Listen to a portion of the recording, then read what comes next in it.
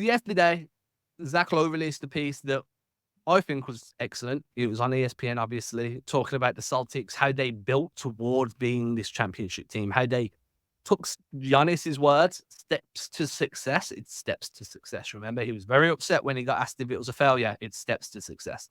Well, the Celtics have been taking those steps slowly but surely for multiple years. Drafted Jaylen Brown, drafted Jayson Tatum. Come to find out, the Celtics also tried to trade into the draft, the lottery again to pick up Donovan Mitchell. Now, would they have won more championships by this point? Would things have gone to shit because now there's 3 young guys that you're trying to feed alongside having the Gordon Hayward and everything going on there? Do you still get Kyrie Irving? What happens with Isaiah? So the entire timeline's different, right? I wrote about this in my newsletter yesterday. I've seen enough episodes of The Flash to understand that one small change to the timeline is going to change everything, dude. So I'm going to pull up the quote. While I'm doing that, Tim, do you want to give me your thoughts on how you could see this have played out if the Celtics did find a way to bring Donovan Mitchell in on draft night, along with Tatum and Brown? Yeah, I think if they had managed to get Donovan Mitchell, a couple different things probably happen and certain things don't happen. For one, I don't think they trade for Kyrie Irving. Most likely that doesn't happen because if you've got Donovan Mitchell there, you don't need another, ball dominant player, especially at the point guard position. And I mean, given that timeline, think about it. If they drafted Jayson Tatum, shortly after that, they netted Gordon Hayward in free agency, and then we had everything happen with the Isaiah Thomas Kyrie Irving trade. So who knows? Maybe Isaiah Thomas is still here, or maybe he gets traded for a different player if that's the case. But it's an interesting thought process only because you look at the relationship that Donovan Mitchell has with Jaylen Brown and Jayson Tatum, especially with Jaylen Brown, like him, the two of those guys, especially everything in the bubble, all of their interactions, seems like they're very much like on good terms. So I do wonder chemistry-wise how that changes things because, I mean, those are 3 very young up-and-coming players at the time when Jayson Tatum was coming into the league. Donovan Mitchell had some amazing playoff runs for the Jazz as their key guy. It's a fun timeline to think about. I don't know if it results in any more championships, but you could argue that it could have. It definitely could have. And Let's the have a quote's look at this. interesting. So there are alternative universes, timelines with universes. We're talking about the same shit, just with different terminology right now, in which Boston trades one of Tatum and Brown or the picks that became them to speed up their process and challenge LeBron. Blah, blah, blah, blah, blah. Their talks had surrounded Paul George, Jimmy Butler, Kawhi, Anthony Davis, Kevin Durant. Their godfather offered to the Charlotte Hornets for the number 9 pick in 2015 with an Iron Justice Winslow. Thank God that didn't happen, God included damn. 1-2 Nets pick per league sources.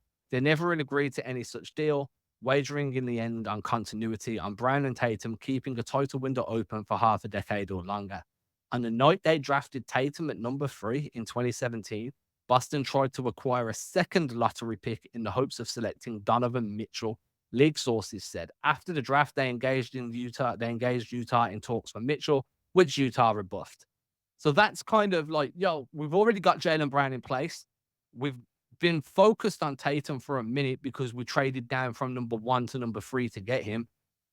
But we weren't done. We like Brown. We like Tatum. We think that these 2 guys are going to give us a championship. Turns out they did. Banner 18's locked in. Banner 19's loading, baby. But we also like this Donovan Mitchell cat. Like, he looks like the guy that could be the lead ball handler for the team. Looks like that killer mentality type of scorer. I hate that kind of description of players. I just think it's so cliche and so like sports talk. It's cookie cutter. Yeah.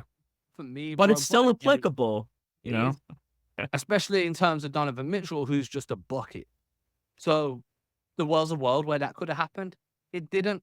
But the idea that that was a discussion that went down that didn't really make too much noise at the time. I don't really remember hearing much about that. I remember hearing Boston like never Donovan heard anything Mitchell, on it. but I don't remember hearing like, they tried to get Donovan Mitchell. Like that seems to have been a very closely guarded secret up until now. Feels kind of weird that you announced that almost never happened. Very Danny Ainge, like we tried to make a deal, but it couldn't happen. Like if there was an offer of the 50th pick in the draft and some end of bench guy, the Danny Ainge. We tried to make a deal, but it couldn't happen. Maybe it was that. Maybe it was legitimate. Like, yo, we're going to give you a couple more future firsts. We're still a rebuilding team. Nobody's expecting us to overperform the way we do. Like, in hindsight, obviously, nobody knows what that deal looked like. But it's just really intriguing to find out that that could have happened. And more importantly, that those discussions actually took place. I was flabbergasted. I'm not even going to lie. When I read that, I was like, It but, kind of came out of left field, man. And I think I honestly wonder if that pick that they got in that trade back with the 76ers, I'm guessing that they tried to take that pick and immediately flip it again. Because I think that's what they were thinking. It was like, hey, this could be a future lottery pick because it belongs to the Sacramento Kings. Do you want this for a pick in this draft?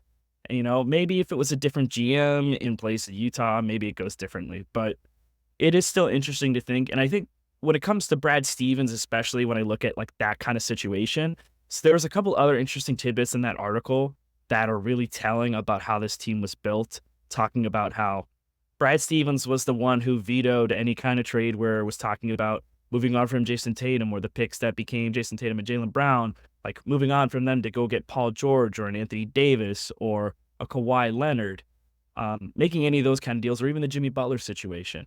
All of those ones, Brad Stevens had to sign off on for any of those trades to happen, and they didn't. And the fact that they were actually looking at this one tells me a couple different things. It means that Brad Stevens obviously was in on Donovan Mitchell, and that the Celtics were actually considering making that move. So the fact that that's coming out now at a point in time where we're at, coming off of this championship, I know it's important to talk about the team building and how it's happened. It's just an interesting little wrinkle going into this offseason. And I'm not going to make anything more of it other than that, but I just find it very interesting that we're hearing about that now. And it's, like you said, that feels like that was like under lock and key. I've never heard a peep about the Celtics actually trying to make a move like that. And that's coming out now 7 years later. That's a pretty crazy timeline, man. So I'm going to put this out there. By no means are we saying that there could be a Donovan Mitchell trade. It's not going to happen. Not No, enough money, too far over. Why financially, would it's you a risk mess. a- Yeah, it's a if it ain't winning broke. formula? Mhm. Winning formula, dude. You've just won a championship. The pieces it would take to try and get a Donovan Mitchell through the door, and whether you could even make that work, it's not even worth exploring. Nope. What we're saying is it's just interesting that we never heard about that. But then that goes back to like the Golden State Warriors and LeBron thing earlier in the year, where it was like the Warriors tried to get LeBron at the trade deadline. Of course they did. I bet every fucking team tried to get LeBron at the trade deadline. It's LeBron. Like, these discussions happen and you never hear about anything of it. But with how much the Celtics were involved in trade rumors around that time and how many big names were thrown around and draft pick trade options were thrown around, it seemed like you couldn't turn your head without seeing a new trade proposal back then. So for this one to not have even emerged at the time, that's just a bit peculiar because, yo, everyone else was getting mocked to go to Boston. Obviously, Mitchell's either going to re-sign in Cleveland or make his way over to Brooklyn or New York. That's kind of where Mhm. that is. I'm cool with that. I'm very happy with the team. They've just won a championship. I don't want no changes, bro. Run this shit back.